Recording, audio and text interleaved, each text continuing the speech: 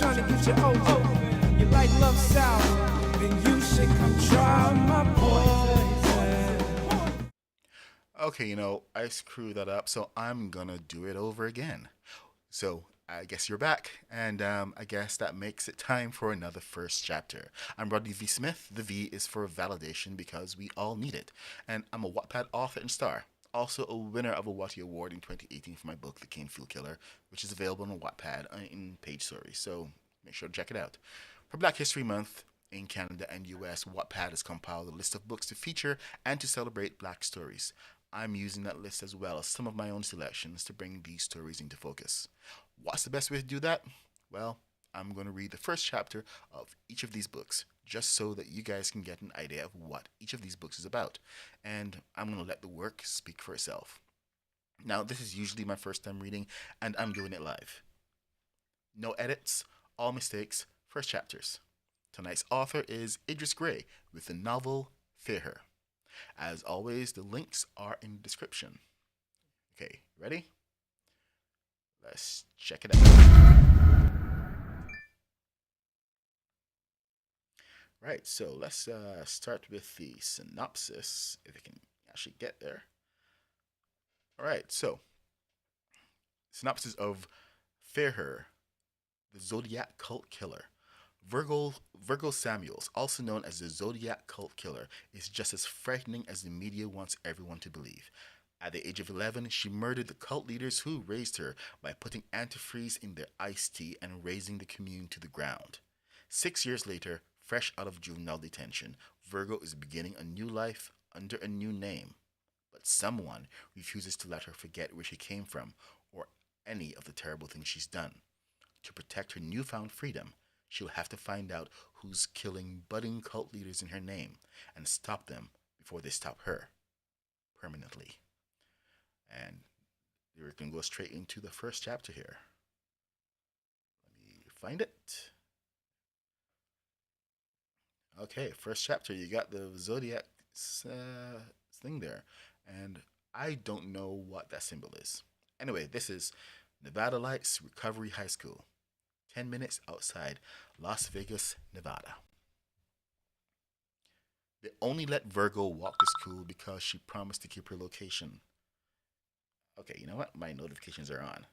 So let's try that again. Nevada Lights Recovery High School. 10 minutes outside Las Vegas, Nevada. They only let Virgo walk to school because she promised to keep her location on.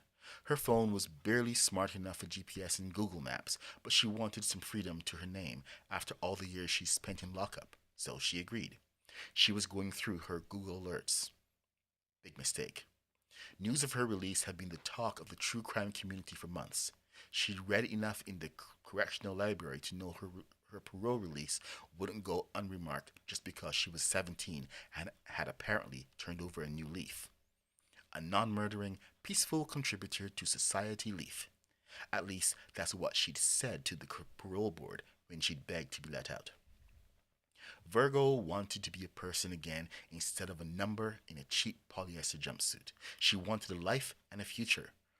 There wasn't a life to be had in corrections, and certainly not for a girl transferring from juvenile corrections to adult prison. She'd bided her time and played her good behavior cards right.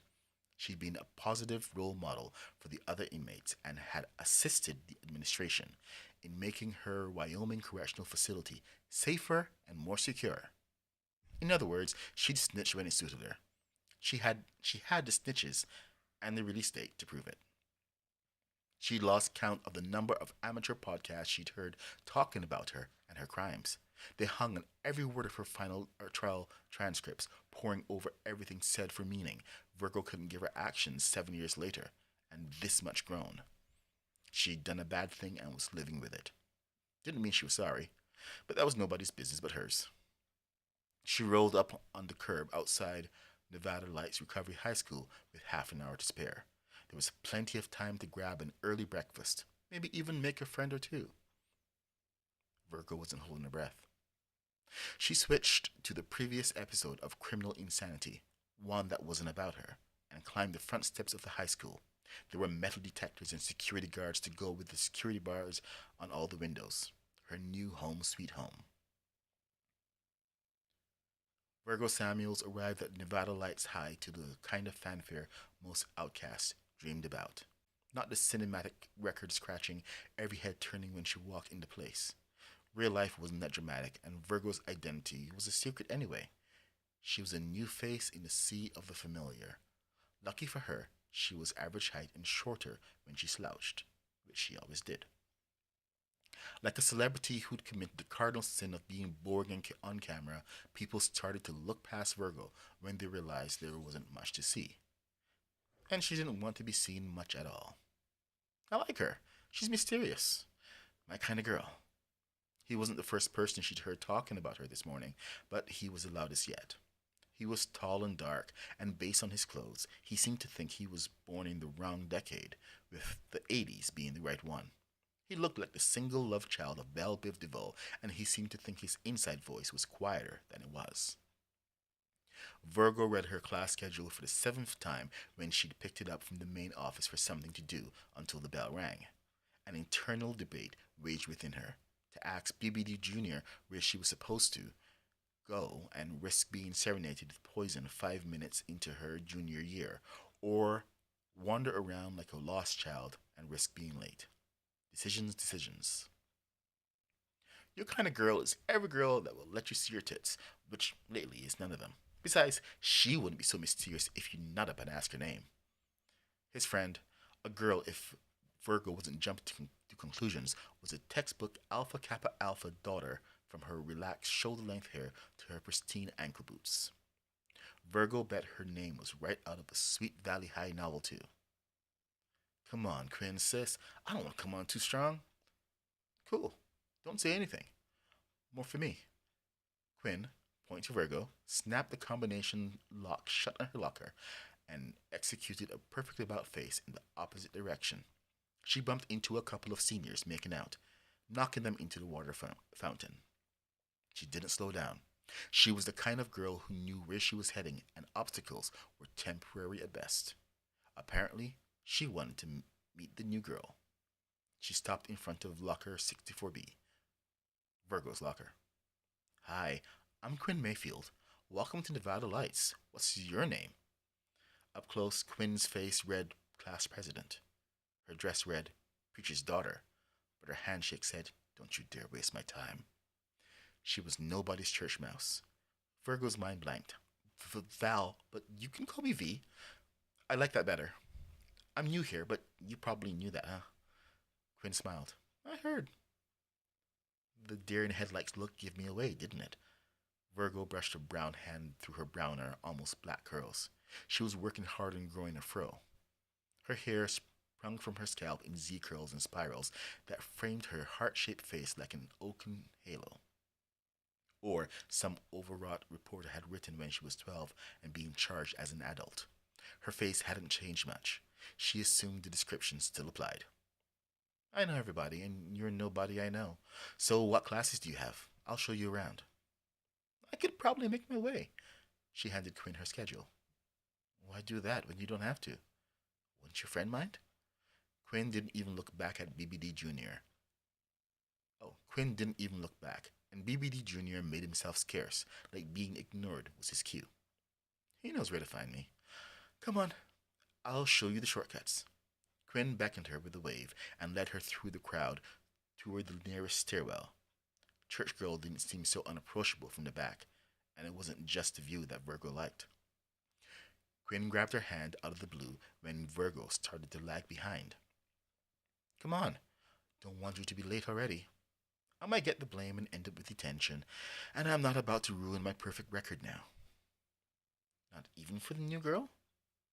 Not even for a girl as pretty as you. Virgo's tongue stuck to the roof of her mouth. Virgo's tongue stuck to the roof of her mouth. Quinn turned backward to guide her upstairs. Her soft hand wrapped around Virgo's. She looked like the cat who ate the canary, except the canary was Virgo's tongue. And this analogy wasn't helping Virgo get it together. She was going to trip over her shoelaces, staring after Quinn, and that was attention Virgo didn't need on her first day. Oh no, she's cute. Cute girls were danger personified. Who could ever resist one?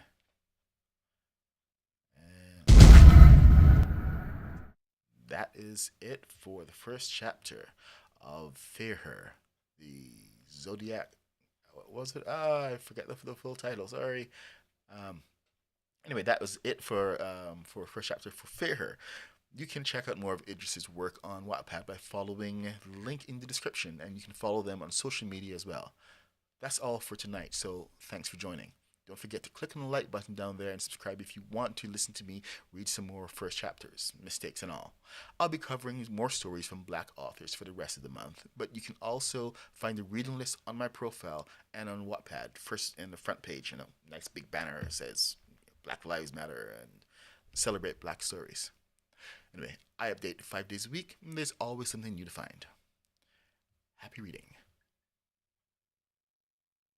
She said, my love is like a flower, I'm trying to get you over. You like love sour, then you should come try my poison.